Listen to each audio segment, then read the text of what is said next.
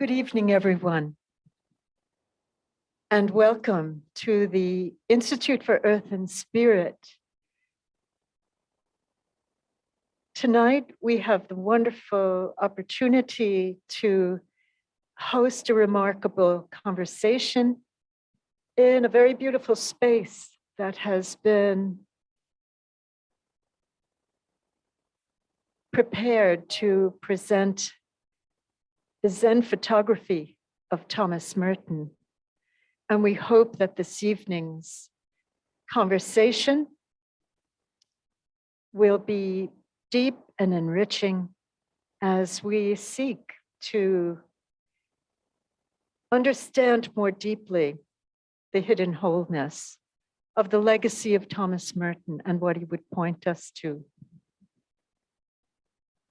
I'm so happy this evening to be welcoming all of you to our space during which the skies are pouring rain down upon us here on the campus of Iona College in New Rochelle, which is the land on which the peoples of the Lenni Lenape community have had their ancestral home and which we now hold in our care. I wish to say that tonight we are coming to you under the flag, under the banner of the Thomas Merton Contemplative Initiative. And I wish to thank our benefactor, George Quinlan, who passed several years ago, for the endowment that he gave us, seed money to bring forth programming on the legacy of Thomas Merton. So it gives me great pleasure to introduce to you tonight the director of the Thomas Merton Contemplative Initiative here at Iona, Dr. James Robinson, who will introduce our guest. Thank you so much, Kathleen, and thank you all for being present with us through Zoom for this very special evening. It's a real blessing and honor to introduce you to Dr. Paul Pearson. Paul Pearson is the director and archivist of the Thomas Merton Center at Bellarmine University in Louisville, Kentucky, and chief of research for the Merton Legacy Trust. He's resident secretary of the International Thomas Merton Society and has served as president for the society. Paul has edited a number of books on Merton, including Seeking Paradise, Thomas Merton and the Shakers, Thomas Merton and Christian Contemplation, and most recently, Beholding Paradise, the photographs of Thomas Merton. And we'll be sharing a link for the most recent book in the chat. In 1999, Paul was awarded a Louis Award by the International Thomas Merton Society for his contribution on an international level to the promotion of Merton's writings and to the presentation of his ideas. He has received the John Brubaker Memorial Award of the Catholic Library Association and the James R. Bennett College English Association Award for Literature and Peace. So please join me in warmly welcoming Paul for the evening to Iona College and to this conversation that we're having on Zoom. Paul, we are incredibly blessed to be in conversation. Thank you. It's delightful to be back at Iona again after many years and traveling for the first time since the pandemic began. Right. And so I couldn't be more lucky than to be with the two of you for this evening. Thank you. Well, it's our joy and our honor. I just want to say to all our guests, the beautiful soundtrack to our evening are the rains that are falling on New Rochelle in the Westchester County. Maybe they're falling on you too, but we just be grateful and pray that everyone will be safe. Paul, Thomas Merton, has been really in so many ways the inspiration of your life and your life's work, and has really guided you into a whole world of friendship, of intellectual depth, of spiritual depth. Tell us a little bit about how you got to meet Thomas Merton. Tell us a little bit about you so we get to know who you are. Thank you, Kathleen. Yeah, it was really totally by chance, that introduction to Merton. It happened when I was a teenager, probably 15. I was at an Irish Christian Brothers school in Plymouth, in England. And once a term, there was a local curate from the local parish church who would give a talk to the boys. And this particular talk, he spoke about Merton's autobiography, which was published in England as Elected Silence. Evelyn Waugh edited it and changed the title from The Seven-Storey Mountain. And I just thought, wow, that sounds really interesting.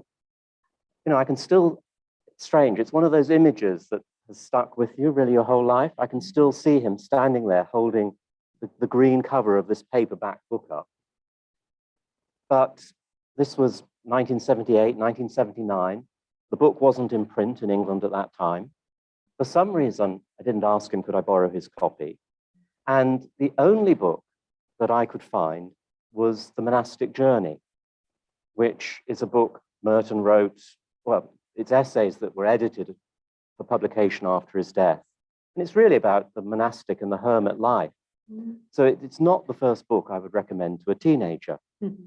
But I read it, and there was just something in it that hooked me to Merton. You know, this is 1979. It's hard to remember those days now. It's long before the internet and Amazon. So how do you get, you know, you just couldn't get hold of books in another country like that. They were all in print here, but not in England. And so from then on, I just, you know, really began reading Merton. And when I went to university, I read theology, and it was a Catholic college. And so they had plenty of Merton in the library, which was really wonderful. So I got to read Elected Silence eventually. And in my final year there, we had to do a kind of a thesis on Merton. Oh, sorry, in our final year, we had to do a thesis. I went to see one of the professors to talk about doing something on some obscure aspect of Christian doctrine. And he kind of just looked at me and he said, why don't you do something on Thomas Merton? You're always reading Merton. And I said, well, you can't do anything on Merton, not knowing that there was scholarship like that on Merton. But he encouraged me, and I wrote that extended essay on Merton. I then went and did other things for a number of years, including trying my own vocation as a monk, which didn't last. And then I went back to do postgraduate work and continued doing that work on Thomas Merton. And, you know, it was really, I guess I saw it still mostly as a personal interest. Something, you know, that was feeding my spirituality and my way of life. And through the research, I just got really back into libraries, which I'd loved as a child. And so found a career in library science. There's very few theological libraries in England, so I never thought that I would actually use my theology in that kind of library setting. And I'd got involved with the International Merton Society when it started and been to their conferences in the States. And in 1997, Robert Daggy, who'd been the director of the Merton Center in Louisville since the 1970s, sadly died he was in his 50s, so a young man.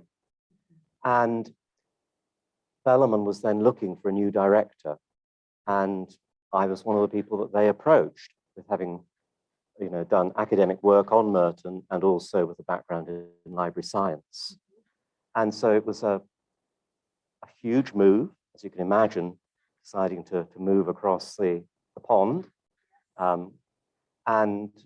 But it was one of those opportunities that you thought, if I don't give this a go, I'll probably think the rest of my life I should have given it a go. So we started the process to get green cards to move, and just before planned dates for everything, we found that we were expecting our first child, and so things got delayed until after her birth. So eventually moved to the States in January 2001, take over as director of the center. But it was, the whole journey with Merton, I think all the time, it was an academic interest, but it was something that was continually feeding my own spirituality and leading me in paths that I didn't expect. I'd grown up in a very, my mother's not watching this, but she doesn't use Zoom. I'd grown up in a very traditional Catholic household, and so the early Merton kind of fed that. But then over the course of things, I've been led down other pathways into areas to do with social issues or humanism, interfaith dialogue. And Merton always seems to have been a companion there. I may have ended up going into those areas without him. I don't know. But it seemed to be part of that journey as kind of almost walking that path with him. I know you came into my life at that year that you came to the Merton Center and became the archivist.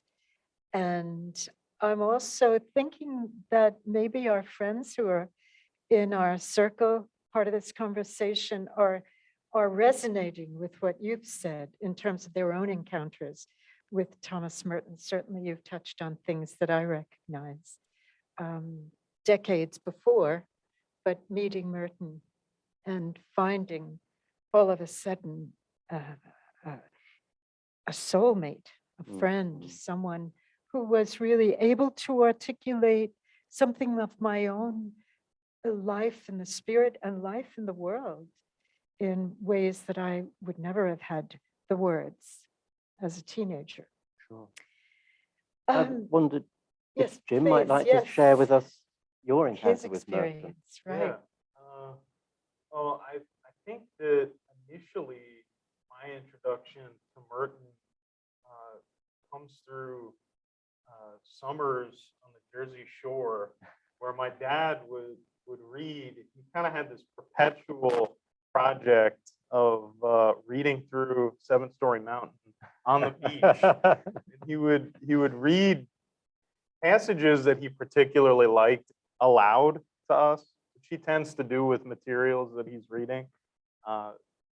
And I kind of would realize gradually that he's reading almost every paragraph aloud because everything is resonating with him. And he had been turned on to Merton by my mom's mom. So my grandma was a big fan of Thomas Merton. And Paul, I like that idea that you touched on about kind of your path developing alongside Merton, right? Almost like this living kind of dynamic relationship. And it seems like a lot of people have that experience. And I certainly have had that experience with Merton where, that initial encounter with Seven Story Mountain led me to have a sense of a certain Merton, right? That resonated with a certain aspect of who I am and still does resonate, right? But then finding, texts like New Seeds of Contemplation or No Man is an Island or Merton's prophetic writings, right? Letters to a White Liberal, etc. Or coming across his ecological offerings, which, ultimately, I will say this, actually, this is how kind of Merton weaves the three of us together in this conversation, is reading Kathleen's essay on Merton, Love for the Paradise Mystery, where Thomas Merton as contemplative ecologist. And I read that essay and it showed me a new side of Merton that I hadn't been aware of at the time. And Kathleen, I reached out to you. I was completing my PhD at Fordham at the time. And we had a long kind of sprawling Merton-centered conversation. And then that really became the seed of my dissertation, on Thomas Merton, applying his ideas and specifically his conversation with the eco-feminist theologian Rosemary Radford Ruther to eco-theology, right? So yeah, my sense of Merton is that when I read him, I feel like I'm encountering living wisdom, right? That is relevant, intensely relevant to the present, and that seems to connect people, right? Like his readers have formed these kinds of bonds that stretch across time and space. Um, As we're sitting here, I'm realizing that we are really embodying the waves, the Thomas Merton waves. We're three generations of Merton. I consider myself a Merton disciple, and three generations of Merton scholars. And may there be more. And perhaps there's been a generation that should be sitting over here as well. But nevertheless, I think that this is a wonderful display of how Merton continues to resonate through the generations. And I guess I want to say this is a shout out to you, Paul, because as the curator or as the archivist at the Merton Center of all things Thomas Merton, you are husbanding, carefully holding a legacy that we desire, especially those of us who have had the blessing of exploring it deeply, that we want this legacy to live on, to journey on, to continue to inspire and illuminate generation after generation. Did you want to just say something about that? Yes, yeah, husbanding. Sometimes it feels more like that I'm kind of godfather, in not the Godfather as in the gangster movie kind of, but kind of godfather to, so many people who come through the center, who I'm helping guide them with their research. And so they're almost kind of godchildren as these different books appear. But yes, it's a very unique position to be in. And I think, I try to bring to it a lot of my own experiences that the time that I spent in a monastery, I think I learned a lot from that monastic experience. And, and I think I always try and extend that idea of hospitality, welcoming everyone as Christ, to everyone who comes through the doors of the center, whether they're researchers or casual visitors or what have you. And in line with that as well, we do get a lot of casual visitors, and I know what that's like. I first visited the center myself in a totally different building in those days, back in 1989, for the very first ITMS conference. And I'd come from England just for that conference and visited Gethsemane for a few days. I'd never been to the States before. So my first visit brought me to Kentucky, to the Merton Center, to Gethsemane. And I remember Donald Olchan, who was a friend of Merton's, said something very, very similar once, that on his first visit to the States was to Kentucky to meet with Thomas Merton. So there's an extraordinary kind of connection there.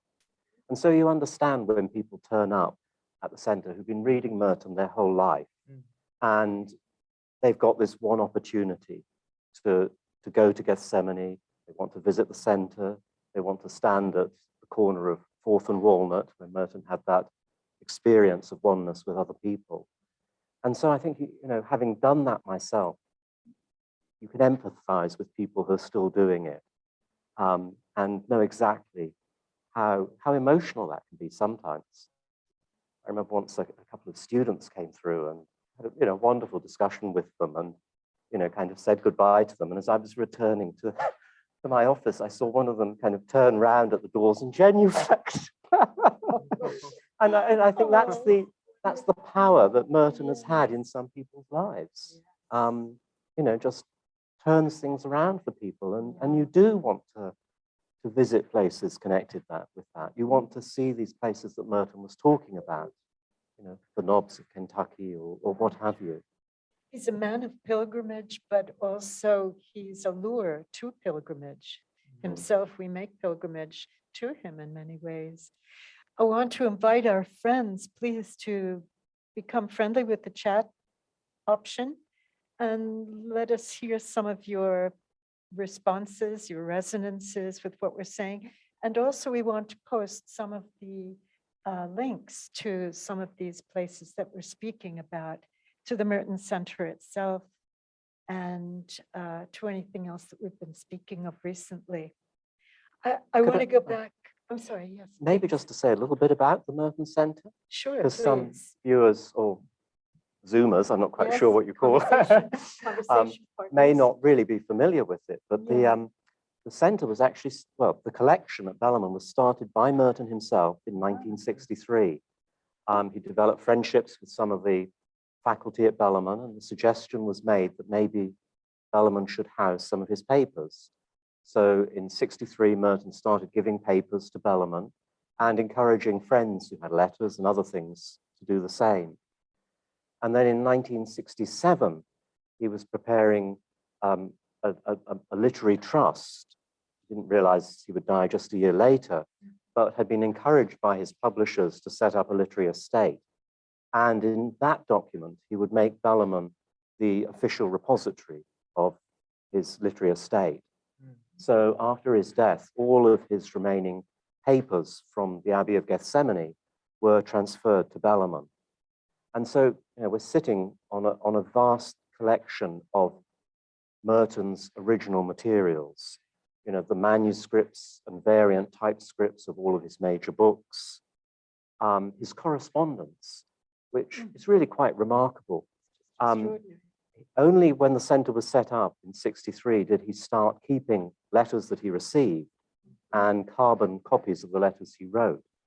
But from 63 to 68, we have correspondence with 2,100 people. And that's from popes, presidents, Nobel Prize winners, down to just ordinary school kids who would write to him and he would find the time to reply. And so there's well in excess of 20,000 letters. And when we talk about this, it's not what we do nowadays with emails or texts, limited to so many characters. That was Merton's only means of communication. He didn't have email, he didn't have access to the telephone. So when he would write to a correspondent, he would really have to put what he wanted to say right down in that letter and hope that that person would then reply. And so the conversation would start by correspondence.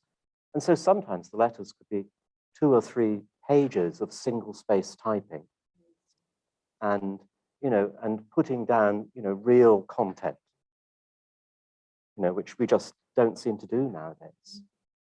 So that, that's correspondence, manuscripts. Again, in the early 60s, they started recording his lectures to students. We have about 600 recordings. But Merton had been teaching at Gethsemane since 1950. So we have recordings for 5, 6, 7 years, and yet 15 years were never recorded. So the amount of material that was never saved is remarkable. The amount of insight, you are using the language of conversation and correspondence, here under the rubric of the Thomas Merton Contemplative Initiative that James is directing, we host we are inviting people to practice Merton's vow of conversation with us, which is what we're trying to do today. Well, and one thing worth pointing out is I believe that these relationships that Merton was deepening through his letters were so pivotal to him, and also I think kind of the context in which he himself, as he's spending so much time putting gathering his insights together in these letters, that it kind of becomes a sort of laboratory for him to develop the ideas that then he's rolling out in his texts, right? But he's building this web of friendships throughout. And I do think we're joined tonight by one of those friends who is Rosemary Houghton, who Merton had correspondence with, and who actually came to visit Merton at Gethsemane, and he took a picture Yes, of which we her, have in the archives. which is in the archives at ITMS. The other thing, Paul, that I find, because I had the great blessing of visiting the center, and then kind of, having this experience that connected me with Gethsemane, right? So then kind of spending some time at the center, but then also spending time at Gethsemane, and ultimately having the opportunity to enter into Merton's Hermitage. But I love this idea of the Merton Center as a center and not just as an archive, right? So scholarship, scholarly study, engaging with these amazing documents and materials is pivotal, but then also having this be a space in which encounter becomes possible and exchange becomes possible. So just really briefly, I'd love to tell this story that when I was at the center doing research for my dissertation, I think I was looking at some of Merton's letters to Dan Berrigan. And in walks Greg Hillis from the theology department at Bellarmine with his class. He was taking them on a tour of the center. And then he and I got into a conversation through that encounter. And he wound up connecting me with one of the monks at Gethsemane who brought me back, Brother Paul Quinnen, right, who brought me back on a Gethsemane golf cart at top speed through the woods there into the Hermitage. So there's this sense of this really is a center, right? It's not a typical archive, and maybe that's why it's uniquely serving Merton's legacy. I wonder. No, that is very true, and it's not a museum either. Right. We have some personal objects, but very little in that way, to be honest. Merton was an orphan, so there was no one to keep things from his childhood. We have a handful of photographs, and then as a monk, that kind of stuff wasn't important. Yeah. And so, a few years ago, we were given a small collection of clothing that the monk who'd been the tailor at Gethsemane had actually taken with him when he left. When this monk left, he'd kept this material. It sat in his garage for 50 years. And I don't know why he took it, whether he was dreaming of eBay one day or something, I don't know. It would have made $1 million. Yeah, but to suddenly to get this material into the collection, to have some more kind of physical artifacts. And one of those pieces was the almost iconic denim jacket that you sometimes see Merton in. And I remember seeing photographs of that, probably taken by his friend Ed Rice. And there was a design on the lapel, which I thought was some kind of maybe Chinese ideogram or something. But when you actually saw the actual jacket, it was numbers, and they were laundry numbers, monastery laundry numbers. And there were 2 numbers on the lapel that were crossed out. And then the 3rd number was Merton's laundry number, 127. So the jacket had belonged to other monks who'd either died or left. Their number was crossed out and it was allocated to someone else. And it really said something about Merton's humility, that here was this famous author, probably the most famous monk in history, who made $1 million for the abbey, none of it for himself. And he was just totally content to be one of the monks and to wear these hand-me-downs. And you could see how worn they were. They'd been repaired, all sorts, darned, which you don't hear anything much about people darning nowadays. But obviously the monastery tailor did. And that didn't bother Merton at all. And that really just said something so much about who he was and his humility. These intimate stories are so inspiring. It's almost like, forgive me, if this doesn't match the Merton ethos, but they're almost like the Fioretti of Thomas Merton, as we have these wonderful, intimate almost revelatory stories of the saints. We have these in miniature, like details, as maybe folks who come to this gallery during this interval that we have the privilege of having all of Merton's and photographs, which I'd love you to speak about in a moment. The detail, well, as they say, God is in the detail. Or is that the devil is in the detail? I don't remember. But I want you to say something about, before we move to the conversation about the gallery, this hidden wholeness, revelatory opportunity. We're speaking so much about Thomas Merton, the befriender. You know, he is a correspondent.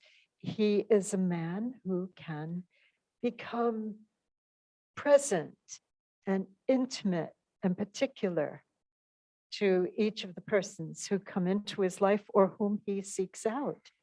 And I want to say that something wonderful in the Merton legacy keeps this befriending alive. And I think that's the International Thomas Merton Society. Once upon a time, I remember, I think somebody asked Daniel Berrigan, well, what is the peace movement? And he said, oh, it's a community of friends. And I want to say to all our guests, and maybe we could post that link to the International Thomas Merton Society. I would just want to say, friends, come in to this wonderful, wonderful community. Not just a community of scholars, but a community of seekers, a community of contemplatives, laboring to live authentically in the world, according to the wisdom of this brother and this friend. And it's been going on for a while, but Strikes me because there's and I don't know the URL for it, but Sister Joan Chichester paid a wonderful compliment to the ITMS a few years ago on video, saying that how much it's done to keep Merton's prophetic legacy alive, that it's not insular, it's not backward looking. Yeah. It's taking Merton's writing, his legacy, and applying it to the world that we're in today. And that's where you see just really how prophetic Merton was, so far ahead of his time.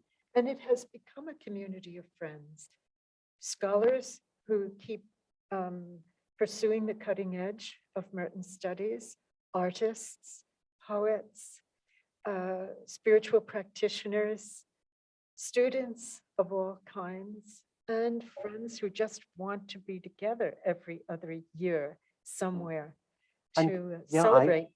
I mentioned earlier, I came from England for the very first meeting of the International Merton Society, and I was just absolutely blown away to be with other people who were reading Merton and thought, and had the same experience of reading him as I did, because I hadn't met people like that in the circles that I'd lived and worked in England. And I just, I was addicted in a very good way. And, I 2 years later, I came back for the next meeting. And, it was this community of friends. And he talks. Years later, you became president of the Merton Society. But, and there's a letter that Merton wrote to Pope John the 23rd, St. John the 23rd, talking about his letter writing, and he calls it an apostolate of friendship. And I think that is something that the society carries on, so well, that it is an apostolate of friendship. I would love you to speak as the mentor to upcoming Merton scholars, those who want to keep exploring and examining his legacy and his thought. Where are you finding the creative new edges in your own experience? We had talked about this. I know spoke about the arts. Yeah, that was, something that's been very interesting in my work at the center, was kind of getting a much bigger picture of the work that has been done on Merton. And we have almost 500 theses and dissertations on him now, which is an enormous body of work on one person, and a growing number that are done over, internationally. So it continues. We get about 18 a year into the collection. But you get this picture of the work that's been done, but also a sense of things that haven't been done as well. And so over the years, we've done a number of kind of mini conferences, at Bellarmine, sponsored by the Merton Centre, to try and explore some of those areas. And one of the early ones was actually about Merton's artwork. When I came to the centre, my predecessor, Robert Daggy, had done an unbelievable job in really indexing the papers. When he came into the job, most of this stuff was just in cardboard boxes that had come from Gethsemane.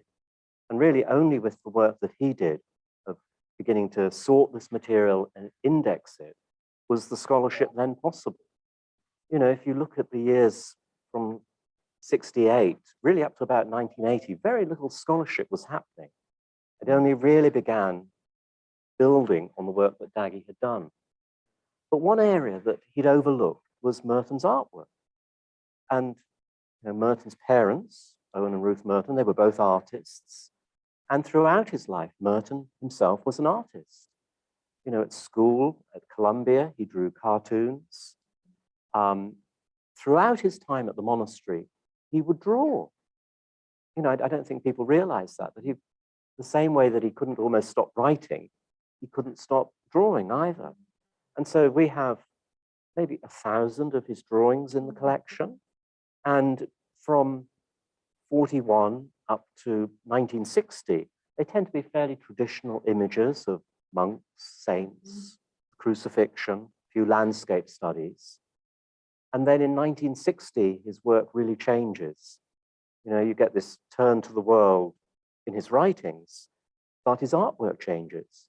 And he begins to get much more experimental with Zen calligraphies, what he calls graffiti, different printing techniques.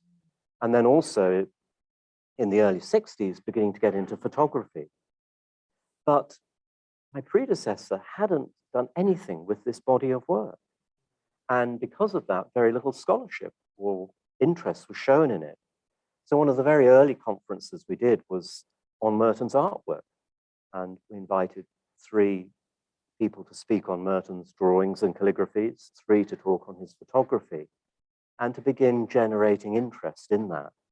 And so out of that, Roger Lipsey's wonderful book on Merton's drawings called Angelic Mistakes came to be published. And we also started 2 exhibits really of Merton's photographs. The initial one was called The Paradox of Place and was much more recognizable photographs that he'd taken at Gethsemane or on his travels of 1968, Alaska, California, and Asia. And then we did a second one, which is the exhibit that's here at Iona at the moment, A Hidden Wholeness, the Zen photography of Thomas Merton. So, there was a whole area there that just had been overlooked. And so trying to get people to write and to, mine that and come to some kind of understanding, what was Merton doing with his artwork? And I think that was the issue that my predecessor had, that he didn't see how the artwork fitted in to Merton's corpus. And so he'd kind of just left it to one side and had plenty of other things to do. And so nothing had happened with it.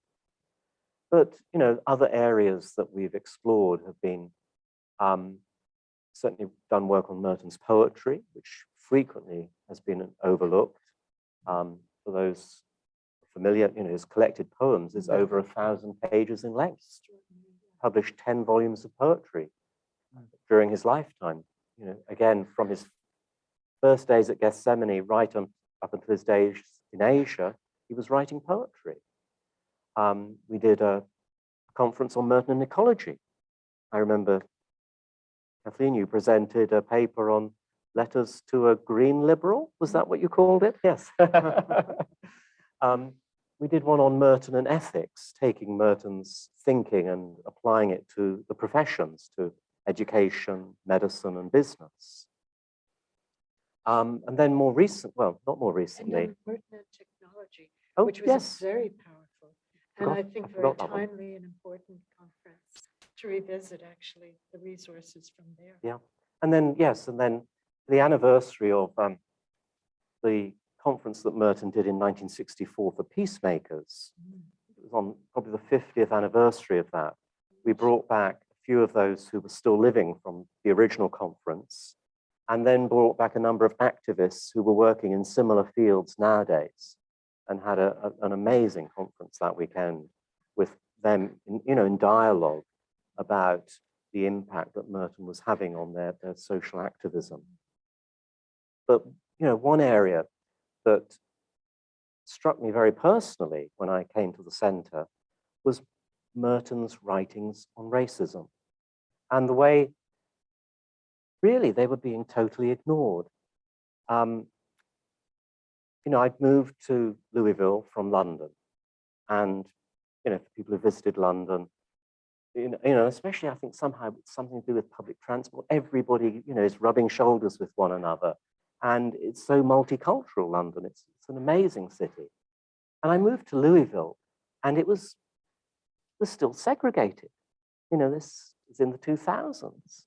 My daughter started at a Catholic elementary school, and she was the odd child out because she had an accent, not because of color. There were no children of color in the whole school. And that was so foreign to me.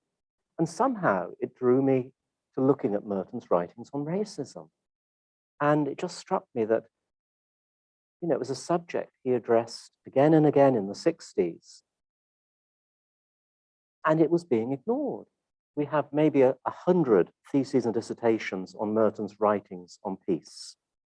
There isn't a single one on his writings on racism. At that stage, there were no books on it. There were no academic papers. And you get a sense that Merton almost understood that himself in Letters to a White Liberal, that the stance that he was taking would be ignored, that it was really too challenging. So challenging. It remains that. Yeah. And so we started in 2005 or 2006 to have an annual Thomas Merton Black History Month lecture. And a lot of these are actually available online.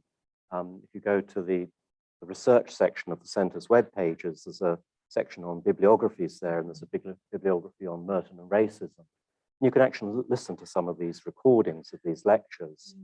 And we kicked it off with Vincent Harding, who was a close colleague of Martin Luther King's. Right.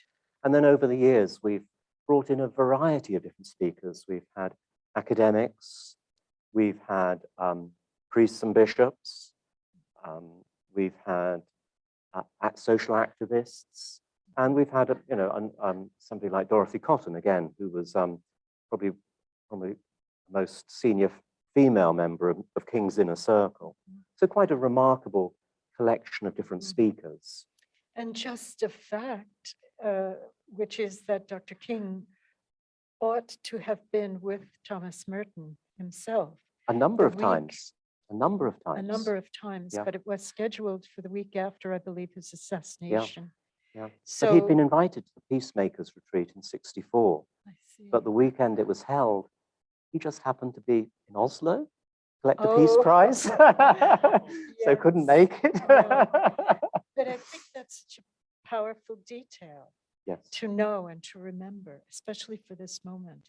And I'm looking over at my colleague, the director of the Merton Contemplative Initiative, to say that we have to get more engaged and much more, how shall I say, explicit or focused perhaps about the voice of Merton that we also want to bring forward to our students.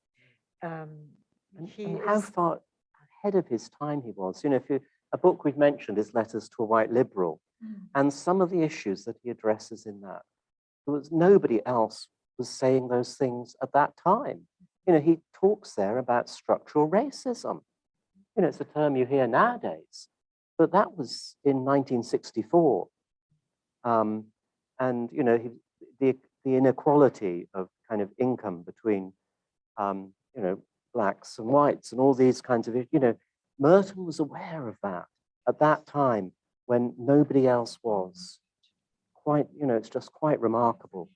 And even as we broaden the panorama of racism, Merton was so aware of the violence done to Indigenous people within our own world here in the middle of North America, and had so many relationships with people of the Southern Hemisphere, and had such a vibrant and vital understanding of our need to become Indigenous again somehow. I think about his letters or his essays on Faulkner and so many other things. You know, James, is there anything you want to? I'm looking at our time, and we have about 15 or so minutes that we might open up to our conversation partners, but We haven't mentioned the photography yet. Sorry. oops. No, carry on. Sorry. Well, There will let's be do another that. there will be a lecture being Well- broadcast. So if we don't get to it, watch this space. Exactly. Tomorrow, Dr. Pearson is going to be interviewed and recorded, taking us on a gallery tour, the gallery that has been transported here to Iona, of Thomas Merton's really magnetic photographs. That's all I can say. They pull you in. They pull you into the hidden wholeness of these, how shall we say, fragmented images. It's not these are not whole landscapes, but they bring you into a point of landscape, of reality that is inviting us to see differently. Say something about it, and then we can. Well, you had ask Jim a question first. So. Well, I'd like to ask about. Yes, I Yeah, want you to Oh, go on. okay. photography. Yeah. So, yeah, this phrase, a hidden wholeness, we Mhm. unpack that. And then maybe, I mean, I'm just enjoying kind of looking around the room at these various photographs, and just this idea that Merton, you know, Kathleen, you described them as kind of fragments, right? Or particular glimpses, right? That maybe Merton was encountering this hidden wholeness with a real attentiveness or attunement to particularity, right? To the immediacy, to the immediate neighbor, right? And I'm seeing around me a lot of nature photographs that were presumably taken on the grounds of Gethsemane, which he was immensely and intimately familiar with, right? So do you think there's something in that kind of that sensitivity, that contemplative sensitivity that he had to encountering the whole in the particular that comes through in these photographs? Definitely. And, you know, and I think in many ways, it was just another form of expression for him, that, you know, what he does with the photography is what he was doing already in books like New Seeds of Contemplation. You know, you've got that wonderful phrase in New Seeds of Contemplation that a tree gives glory to God by being a tree. And so often we don't see it. And that's the same with all of these photographs. And he does the same thing with his poetry. You know, Therese Lentfower, who wrote a book about his poetry and was a great friend of his, you know, talks about the development in the 1950s of what she would call his Zen mystical poetry. And it was a way of seeing that Merton had developed at Gethsemane. I think as he himself had put down roots there with the stability of being a monk, and to actually see the natural world around him and to truly see it. And I think that's something that you find with a number of Zen practitioners. They talk about the influence of nature on Zen meditation, that it's something that in being in one place and absorbing that kind of nature is something that can really take you out of the self, which is something that Merton was very concerned about, of leaving that false self behind and finding the true self. And I think he found that photography could do the same thing, that it was another way of seeing. And he talks about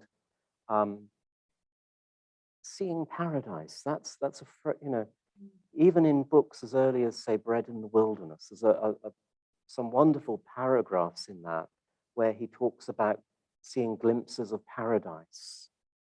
And that continues. And then you get wonderful passages like in Conjectures of a Guilty Bystander, where in that middle section, where he talks about the dawn awaking and talks about paradise being all around us and we do not see it. And, the dawn beacon cries out, and we do not hear. And I think he could capture that in the photographs, and that sense of paradise, of a kind of a spiritual light shining through. There were two photographs that I think we might be able to show on Zoom. And the first of them was one that Merton had taken at Pleasant Hill, the Shaker village, close to Gethsemane. And I think, if you see that photograph, it's one of the remarkable things, about photography, really. You read these wonderful passages in Merton's journals, being so descriptive of nature, very, very descriptive. And yet you look at that photograph of Pleasant Hill, and at that moment, you're actually physically, and we have the one of Shaker one, sorry. And at that moment, you're physically actually, you're standing in Merton's boots, seeing exactly what he saw on that day. It's like a time machine taking you back to that moment. And you can, ask yourself, what do you see? What do you see? And if I can just quote from Merton, what he writes about what he sees that day, and you're there with him. And Merton writes, we found at Pleasant Hill some marvelous subjects, marvelous, silent, vast spaces around the old building, cold, pure light, and some grand trees. How the blank side of a frame house can be so completely beautiful, I cannot imagine. A completely miraculous achievement of forms. And then he goes on to talk about it as a real epiphany of logoi, of the word, characterized by what he calls spiritual light. And I think it's that sense of light that comes through in so many of these photographs. And the other photograph that we saw just now of the hill, which is a statue of St. Joseph on top of it. People who've been to Gethsemane would be familiar with that hill. And it's a photograph taken in the snow. And if I can just read another brief passage, this was written in 1950, so long before he discovered photography. But he's talking about a view just beside where this photograph was taken. So this photograph was taken in the 60s, but this is Merton writing in 1950. Yesterday there was snow again, and wind froze ribs on top of the drifts along the hillsides. Sun shone through the copper grass that grew above the snow on St. Joseph's Hill, and it looked as if the snow was all on fire. There were jewels all over the junk the brothers dumped out there, where the old horse barn used to be. A bunch of old worn-out window screens were lying about, and they shone in the sun like crystal. And so, it's a different way of seeing. And I think that's what we're invited to do by the photography. That so often, we don't see what's around us. I think it's Blaise Pascal says, our mind is always on the future, and we're never actually living in the present moment, and that we miss that.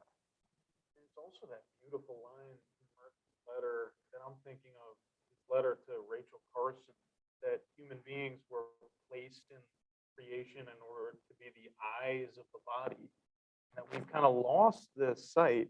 And that, I think this for Merton, this recovery of deep seeing, of a kind of contemplative attentiveness to the radical beauty or paradise dimension of existence, always, especially later in his life and writings, connects with this prophetic resistance to the systems that warp, distort, and wound our good earth. So like the more deeply we can recover, I mean, that's kind of what he's fleshing out in that letter to Rachel Carson, like specifically critiquing both the practice of, the application of toxic pesticides as well as nuclear war, right? And that kind of vast destructiveness. But for him, it seems like in a significant way, right, the way out of those violating tendencies is to somehow recover. This deep seeing. Yeah. It's interesting. He wrote a review of Louis Zukofsky's work, who was a poet, and he talks there about Zukofsky having a paradise ear. And I think Merton has a paradise eye, that, it's a different way of seeing. St. Paul in the letter to the Ephesians talks about seeing with the eyes of the heart. And it's a similar thing to that. It's a different way of seeing. And that's what we're invited to discover. I've always loved to acknowledge his paradise mind. May I invite our conversation partners in a circle of contemplative inquiry to use their chat box and let us hear some of your reflections or your questions for Paul or for James or for myself. Because we only have a little bit of time left. I have the feeling that we're just starting to cook in this conversation and that it could go on all night. It's such a rich field to be standing in and to be exploring together. So James, would you like to host the chat box and Sure. see what our friends are interested in pursuing? There's a reflection from Tom in the chat. I wonder if Tom might want to just read this Sure. question or reflection out. Tom, if you'd be willing to unmute. Or Is that me, Tom? yes, you, Tom. What would you like me to do? If you'd like to share your reflections and question that you Oh, put in the chat. Just about what I put in. Sure. I was really moved by the letter writing thing, how many letters that Merton wrote. And I'm thinking about, I just wrote letter writing as a spiritual practice, the experience of both sending and receiving the handwritten word may be worth recognition and renewal. And I just think back to my own experience, like when I actually write a letter by hand, it's so different than typing it on the email. Even if the exact words are the same, qualitatively different. And I also cherish receiving a letter in the mail because it happens so rarely, and that holding the handwritten letter. And like looking at letters that my mom wrote my dad when he was in World War II, it's like you can feel the love in there, And I think that's something as a culture we could say, like, what is that? And what value does it have? Like, and writing letters to people incarcerated, for example, or people who are elderly and alone, the quality of a letter. Also, the second comment that we write to find out, that's a part of it. Developing our own awareness as we correspond with others. Like I imagine maybe Merton had some insights as he was writing. That was about it. Thanks for asking. Thank you, Tom. I just noticed that Judith Valenti's name is up here on the call. And Judith has a book actually coming out, where are we? October, November, I think it is. And it's kind of her correspondence with Brother Paul Quenner.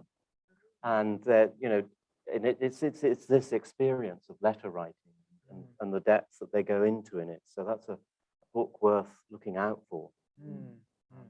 And I think, yeah, we've lost something without that letter writing. And it's the same, something I find with Merton's manuscripts, that, we've got all these variant typescripts. With the Sign of Jonas, there are 5 variant typescripts. And that's retyping 400 or 500 pages.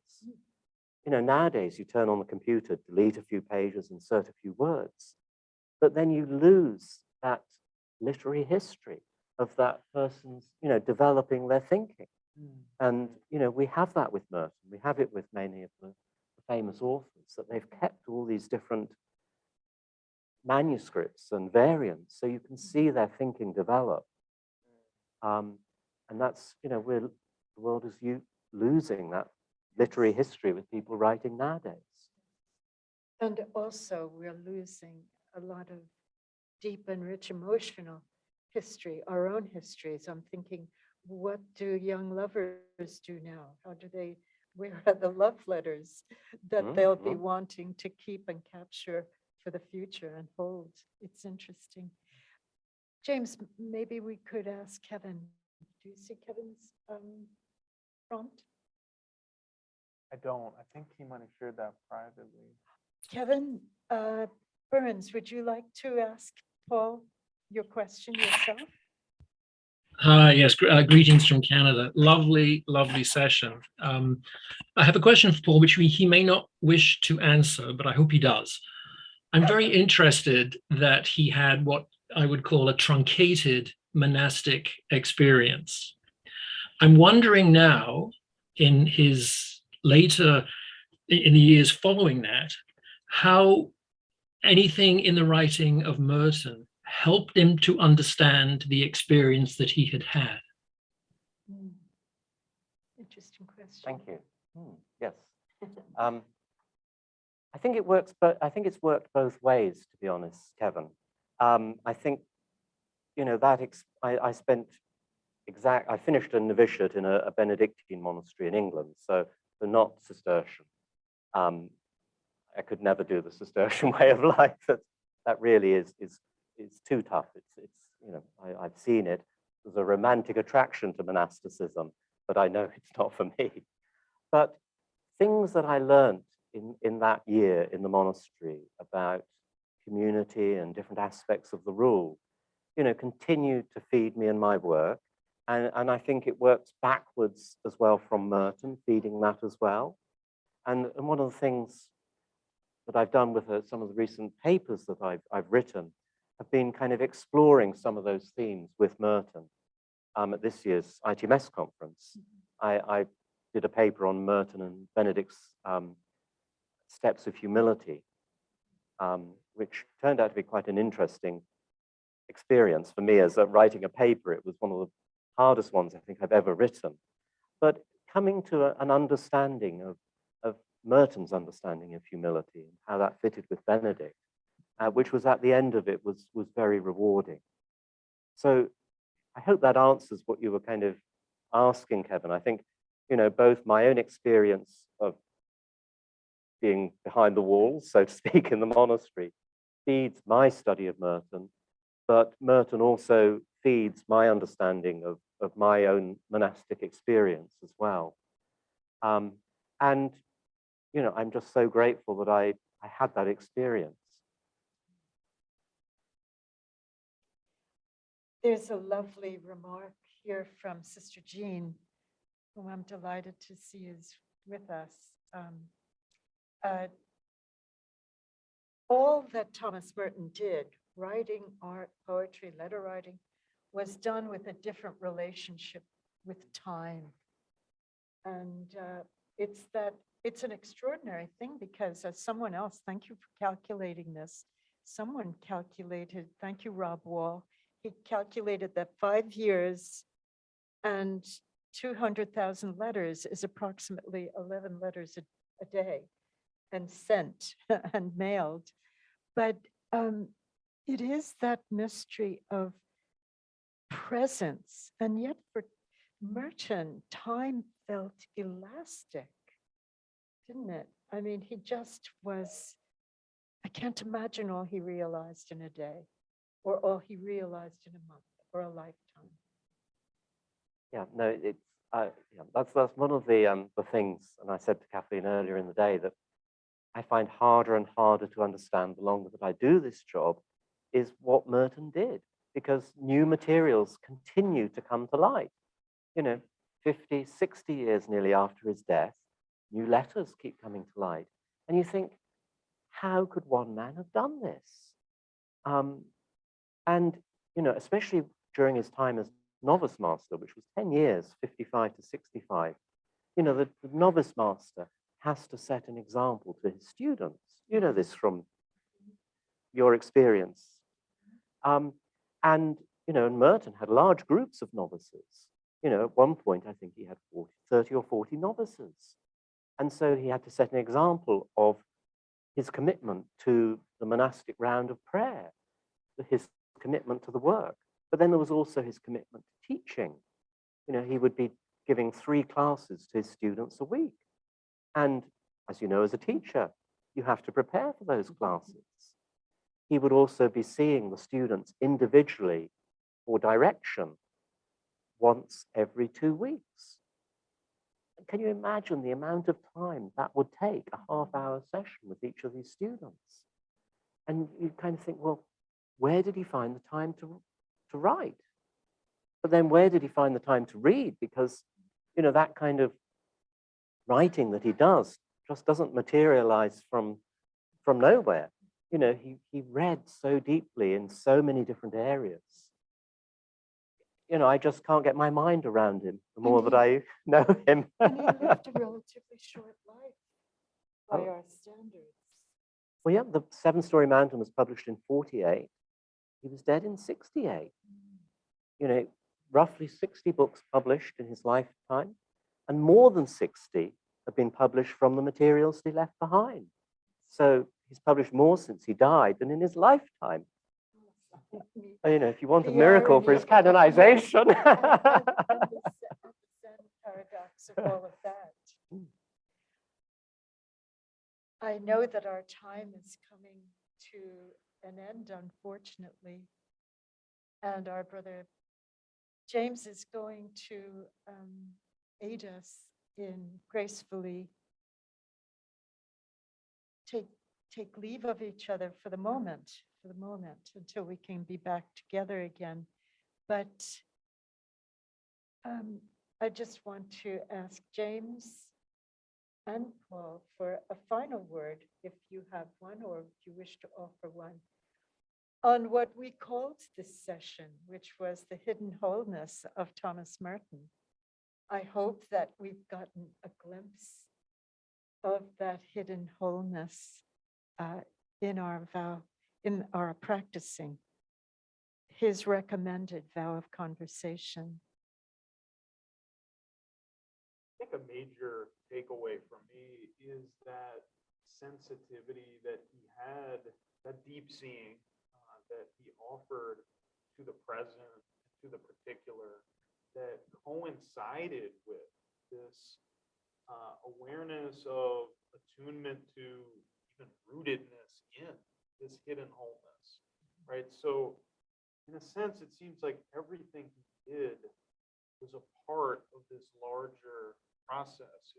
He lived an integral life, which is the monastic ideal, right? Your life is organized by a rhythm of prayer, and your work flows into your prayer flows into your work. So I just have this sense of him as living this deeply integral life in which every letter, every picture was a piece of this process of him gradually connecting with the hidden wholeness, gradually connecting with God present in all things, as well as loving the neighbor.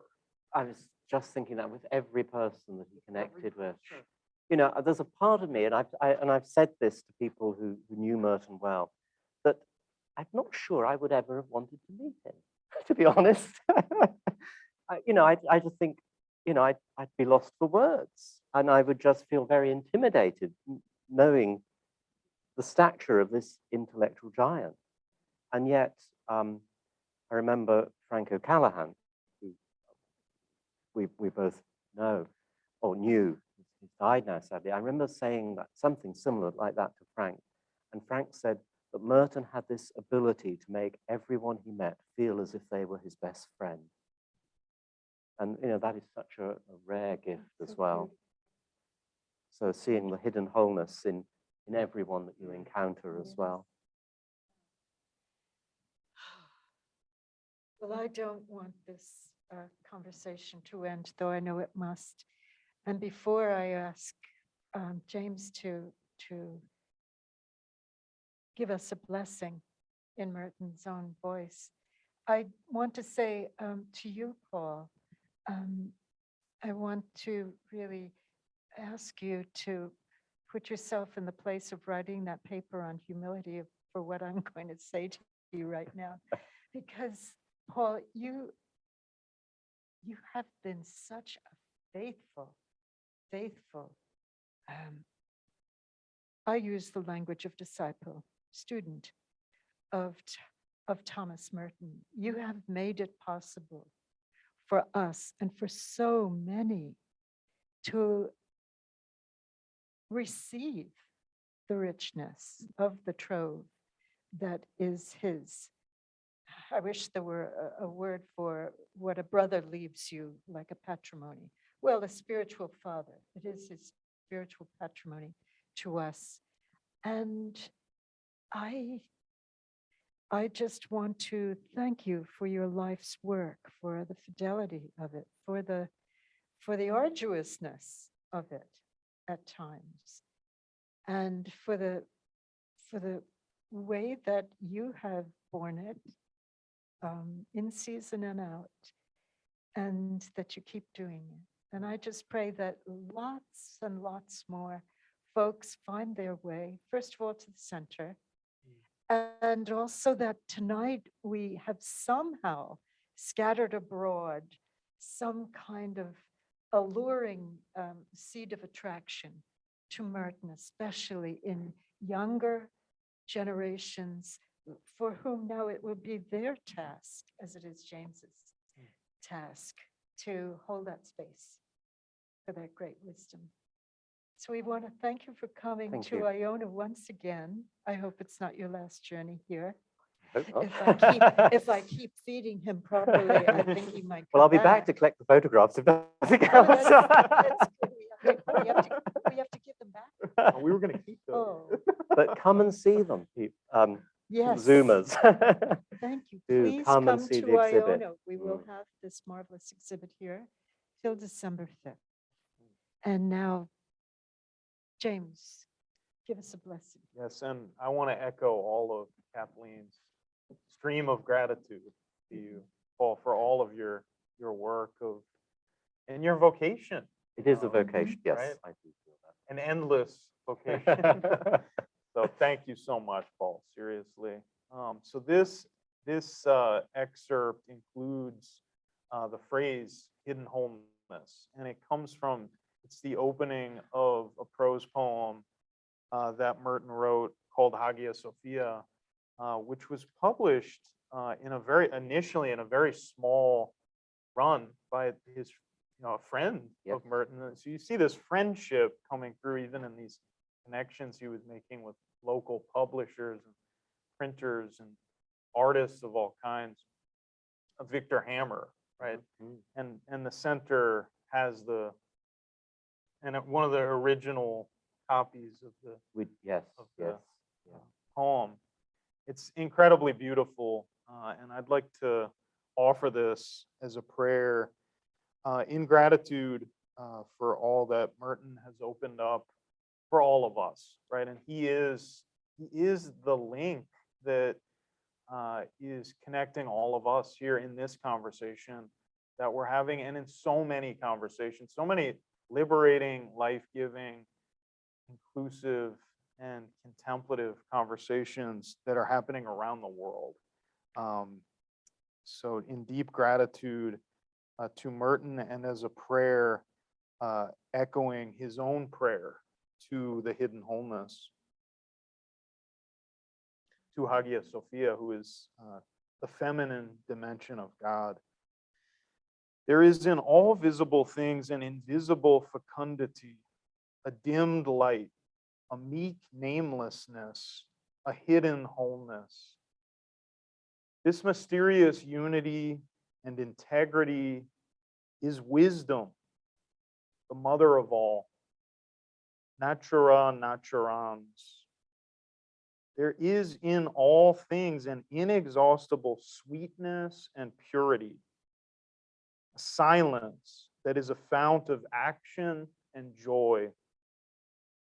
It rises up in wordless gentleness and flows out to me from the unseen roots of all created being, welcoming me tenderly, saluting me with indescribable humility. This is at once my own being, my own nature, and the gift of my Creator's thought and art within me, speaking as Hagia Sophia, speaking as my sister, wisdom. Amen. One of our sisters in our conversation tonight, Nanako Sakai, a professor here at Iona, said her impression of these photos is that they have a wabi-sabi taste, as might be said in Japanese. Wabi-sabi is a beauty of things impermanent, imperfect, and incomplete. Wabi-sabi images force us to contemplate our own mortality. The two photos that we saw tonight say to her the meaning of being modest and humble. Thank you so much for joining this conversation and making it deep and rich. Thank you to Paul for his journey from Kentucky. Thank you to my colleague, Director of Merton Contemplative Initiative, James Robbins. Good night, everybody. I hope you're all safe home. We will get safely home. Thank you all. Thank you. Night.